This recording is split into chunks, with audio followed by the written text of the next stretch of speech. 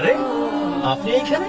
আপনি আমাকে দেখে খুব অবাক হলেন। আপনি কি আমাকে খুঁজছিলেন? আমি হারাই আমাতে, নিজেকে খুঁজে পাই তোমাতে। এত কবিতা কোত্থেকে আসে? কিছু কিছু মানুষকে দেখলে এমনিতেই কবিতা বের হয়ে আসে।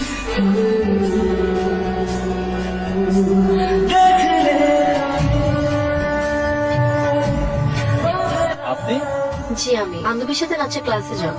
ও আসতে দেরি করে, তাই এখানে দাঁড়িয়ে অপেক্ষা করছি। তো বান্ধবী না আসা পর্যন্ত তো আমি আপনাকে একটু সময় দিতে পারি। কিন্তু বান্ধবী না আসা পর্যন্ত সময় দিতে হবে। ও আসলে বিদায় নিতে হবে। ঠিক আছে।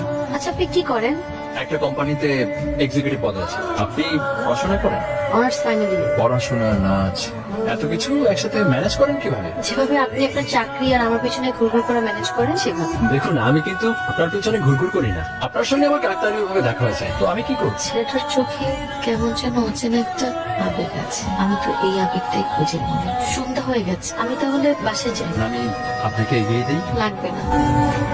রুহি, আমি পৃথিবীতে তোমার জন্য বেঁচে থাকতে চাই। এভাবে ভালোবাসার কথা কেউ হঠাৎ বলতে পারে? আপনি তো দেখছি নাছুর বান্ধব। আমি আপনাকে অনেক খুঁজেছি, ফরচুনেটলি আপনার সঙ্গে আমার আজকে দেখা হয়ে গেল।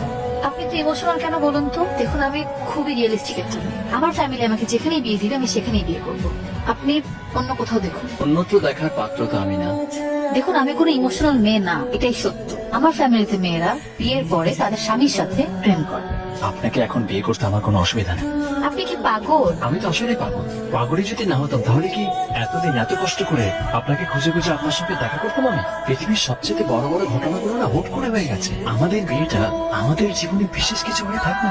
আপনি শুধু 10টা মিনিট টাইম নেন।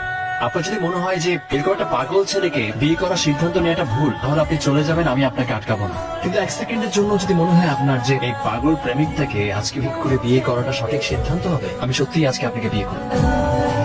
কি করব আমি? এই প্রথম কেউ আমাকে পাগলের মতো ভালোবাসতে চাইছে। বুঝতে পারছি না। আমি ইচ্ছে করছে ওকে ফিরিয়ে দিই, কিন্তু ওর মায়াকারা মুখে আমি দেখতে পাই আমার ভালোবাসার কিচ্ছু নেই।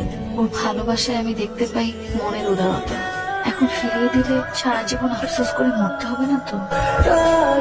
তুমি এত তাড়াতাড়ি চলে আসলে বললাম একটু ভালো করে ভাবো। আমি ভেবে ফেলেছি, মানে চলো বিয়েটা করে ফেলি।